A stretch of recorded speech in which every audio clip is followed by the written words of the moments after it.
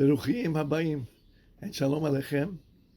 Moshe Langado speaking under the auspices of Kollel Baruch Ahavat Yisrael in San Diego, California, and Tziyon here in Brooklyn, New York. This week we'll be reading Parshat Behalotecha. And in the Parsha we have a dialogue between Moshe Rabbeinu and Bnei Israel concerning the food that was eaten in the wilderness, the manna. Bnei Israel were complaining. They said, we are looking back nostalgically at the free fish we ate in Egypt. And when we read the Pasuk, we cringe a little bit. You were slaves. What free fish? It wasn't a socialist state. They weren't giving out food stamps. They had to work plenty hard for every morsel of food that they ate. Even they weren't given bread. They were given hard matzah, according to Ibn Ezra. So it would stay in their stomach for a longer time, feeling satiated for a longer time. And now they complain and say, the free food? And wasn't the manna free? You just had to go into the wilderness and pick it up. So what were they complaining about when they said, we look back at the free nourishment we got in Egypt? And may I suggest two answers. First answer, when the manna fell, our sages tell us that it fell in different parts of the wilderness. For a family which were righteous, the manna would fall at its doorstep. The mother would go, open the door, and there it was. I don't know if you remember the days when the milkman delivered your milk. It was at your door. Such was the manna. But if you were not such a righteous family, then you would have to go a little further down the driveway into the camp, and then you'll find your portion. And if you were a Rasha, if you were an evil family, then you would have to go very far in search of your sustenance. My friends, can you imagine a family of tzaddikim every morning? The food was at the doorstep. One night, rather than go to learn, the husband was a little tired, a little hungry. He went out with his friends to socialize, ignoring his regular learning session. The next morning, his wife wakes up to prepare breakfast. She opens the door, expecting to see the manna, and it's not there. She has to walk, and finally she sees her package far away. She comes back home, and she is a little upset. She goes to her husband. Husband, I have suspicion that you didn't go learn last night. He said, well, why do you have such a suspicion? He says, because every morning when I wake up, the manna is at the doorstep.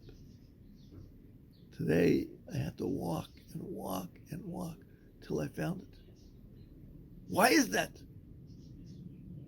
And the husband had to confess, yes, you're right, darling, I didn't go to learn last night. I went to socialize and to drink with my friends. Whenever something was done wrong, the manna would prove and show that something was wrong in that house. Therefore, the manna was not free. It came with a great responsibility. Be good, be kind, be moral, follow the dictates of God, then the food will be at your doorstep. Otherwise, you have a long way to go. They didn't like that. They became upset. That's one answer. The other answer is maybe one which is more practical for us to put into use. God gave man a mind, a brain, and he expects us to use it at all times. We don't want to be unfocused. When we eat, we take something and we pick it up. We have to start thinking, what's in my hand? Is this something grows on a tree? Does it grow on the ground? Did I eat something already which I made the bracha on? Be consciously thinking. The manna was the same thing. Our sages tell us, when I'm thinking about a food which I enjoy, the manna had that flavor. I wanted to have a filet mignon which was marinated in wine. I thought about it, and lo and behold, I had the most scrumptious meal in front of me. But can we imagine that while I'm eating my filet mignon with all the garnishes, foods around it, a donkey comes by, or maybe even a camel, and starts urinating. And my mind is not on the filet mignon anymore. It's now on what I see by the camel. And I'm putting food into my mouth. And I spit it out. It tastes like excrement. What happened? I lost concentration. The manna needed not only to be put into one's mouth, but it had to be concentrated upon. And if we lost concentration and we start thinking about other things, maybe the food tastes different. And that's what Bnei Israel meant by the food is not free.